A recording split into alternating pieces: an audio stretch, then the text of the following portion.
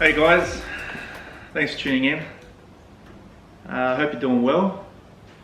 I thought I'd try something a little bit different and do a couple things. One is provide you a quick update as to where things are at since the last circuit track day, or the Luttonum shakedown track day.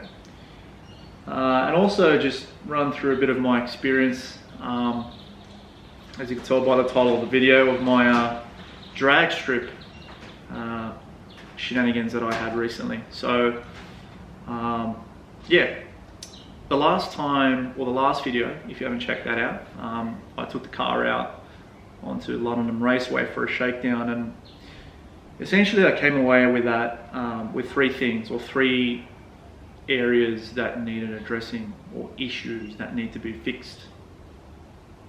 And the first one was the blow-by or oil breathing issue that I had.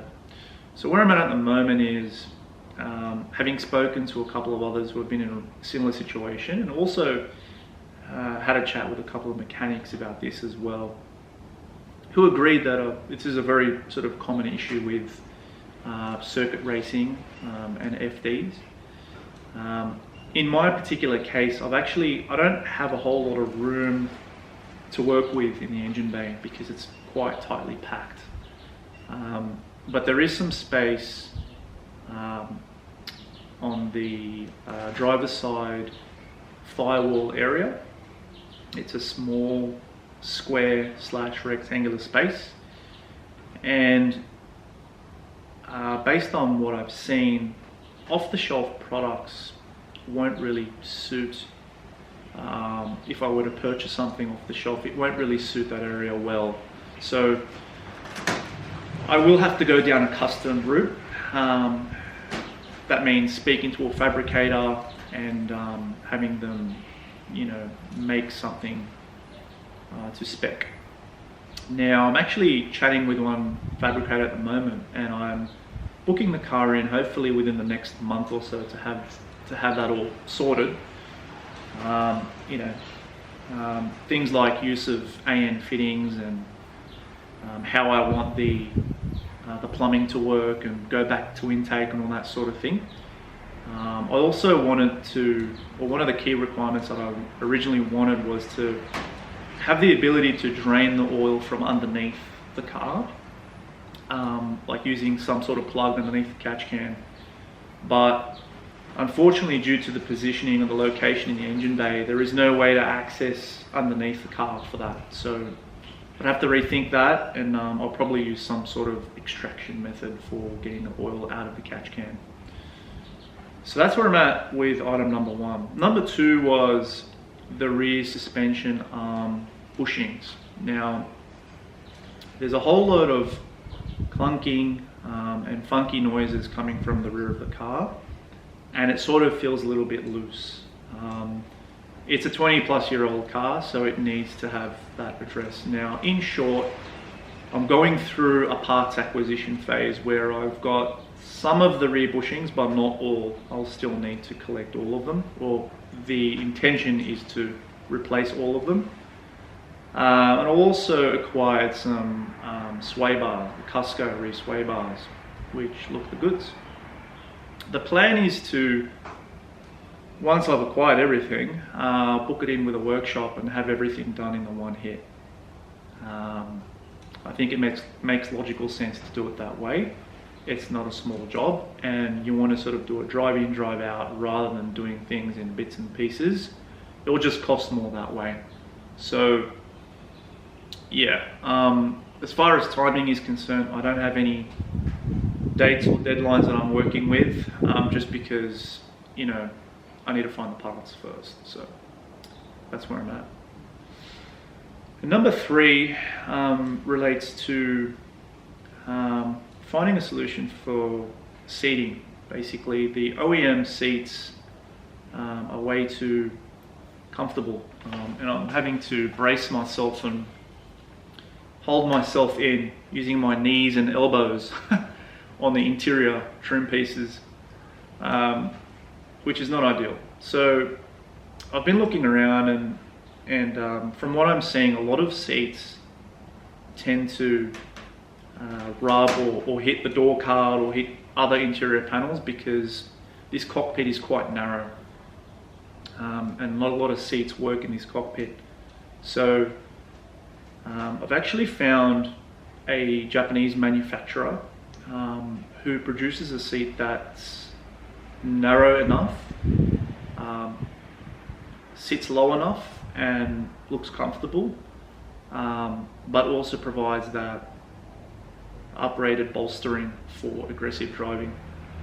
So I'm talking with them at the moment around speccing up a seat and potentially grabbing some rails from them as well. But look, the Aussie dollar is strong against the yen at the moment, so it makes logical sense to purchase that quite soon, which is what I'm sort of aiming to do. I'm aiming to lock that in within the next month as well, but by the time it gets built and delivered, who knows, that might take some time. So that's where I'm at with the 3 issues that I faced coming out of that original shakedown track day. So recently I went to the drag strip. I just thought, let's have some fun. What could I do in the meantime? I mean, you know, the car's been performing very well on the street, and I take it out on cruises and whatnot, but I sort of wanted to see what it was made of on the drag strip. And coming into it, I sort of knew that these cars are heavily braced, so they have a brace that is connected, it connects the gearbox and the differential. It's known as the PPF, or power plant frame.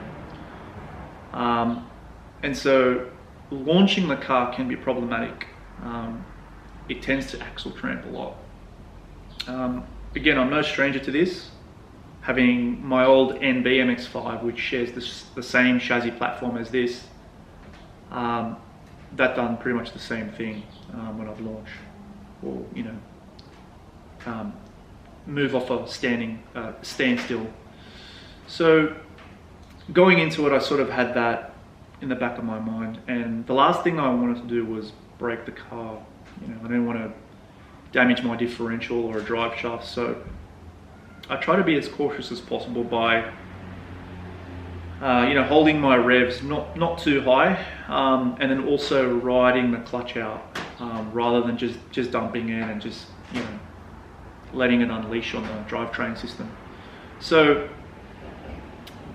you'll see in a second, but in short, there was a lot of axle tramp, and to the point where I sort of got worried. I had 3 runs in total, and out of all those runs, it done the same thing.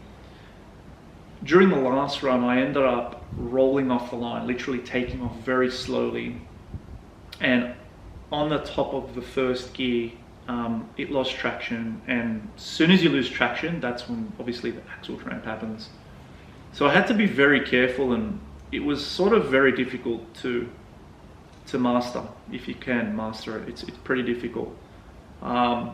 So yeah, wasn't the best of launch. And on top of that, I found that I was missing 3rd gear. In all of my runs, I had 3 runs in total, I missed 3rd gear in all of them, which was pretty pathetic, but sometimes that's how it goes. I've never had that issue before on the street, ever. I never miss a gear. But I don't know, maybe I was trying to overdrive it. I was rushing, who knows.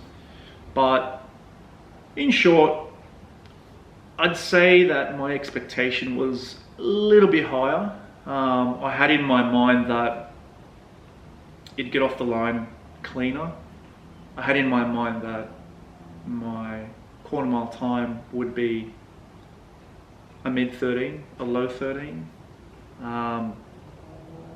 but it wasn't the case. So yeah, look, it was a good experience, but would I do it again? Probably not. Not a wise thing to do, especially with parts on these things costing an arm and a leg, if you could find that part, and it being a RS with a shorter rear diff ratio, they're harder to find. So didn't want to break the car, had 3 runs, and then called it a night.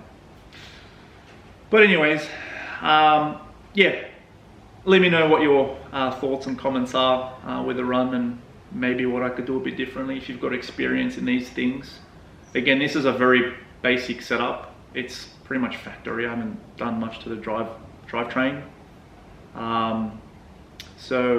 Yeah, probably won't be heading out to the drag strip again. But in any case, enjoy the footage, and until the next time, I'll catch you then.